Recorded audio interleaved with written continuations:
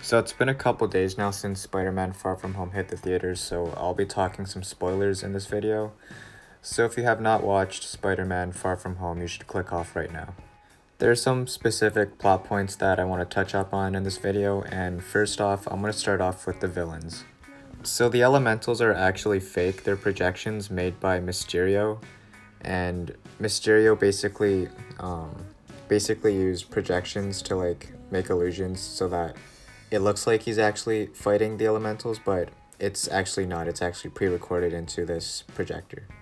Peter finds out about this after MJ finds one of the projectors after Peter and Mysterio's encounter with the fire elemental. And to no one's surprise, Mysterio is actually a villain. We find this out right after Peter gives Quentin his glasses that Tony Stark used to own that Nick Fury gave to Peter at the start of the movie. And also, Mysterio isn't from a different universe, he's actually from the current Earth in the MCU timeline. Because it turns out he actually used to work for Tony Stark, and he kind of created the barf technology we saw in Captain America Civil War. Mysterio thought that Tony wasn't using barf to its fullest potential, so Tony fired him. And most of Mysterio's colleagues have been outshined by Tony's work in the past, and now that Tony's dead now, they see this bright window of opportunity for them. This is shown when we get a callback to William from Iron Man 1, when Obadiah Stane was yelling at him saying that Iron Man built a suit in a cave in a day or something. So he was basically outshined by Tony in the past, and now he sees this opportunity and he's now working with Mysterio. Now I want to talk about the fake shield complex we saw in Germany. I thought that illusion scene created by Mysterio was one of the best scenes in the entire MCU. The CGI in that was actually really damn good, and that scene is something we don't usually see in the MCU. Like, this is something completely different. I got a lot of Doctor Strange vibes because, Doctor Strange has a lot of those unique scenes, and this kind of reminded me of that. Now I want to talk about the final battle. So, the final battle takes place in this, this hallway in midair, covered in glass. Mysterio uses his illusions and Edith, the glasses, to create this dark room, and he basically sends the drones to attack Peter. And Peter has to use his Spidey sense, or his Peter Tingle in this movie, to destroy those drones.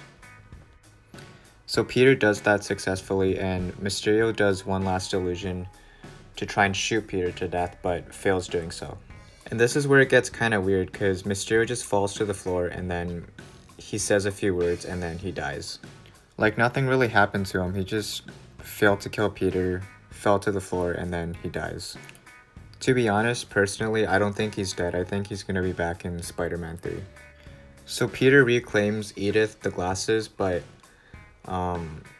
after transferring ownership to himself, Mysterio didn't say confirm, neither did Peter, so yeah, that's kind of a plot hole. I'm not too sure what they were doing there. But due to the fact that Mysterio died unexpectedly, and the fact that he didn't confirm ownership for the glasses, I think that Mysterio is actually not dead and he's going to be back.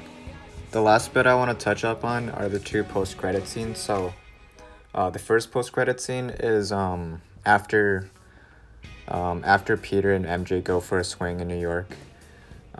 This news broadcast pops up in the middle of New York, and Mysterio posts this video on the internet of him framing Peter, and it basically portrays that Peter actually killed Mysterio, and Peter's responsible for the drone attack in London.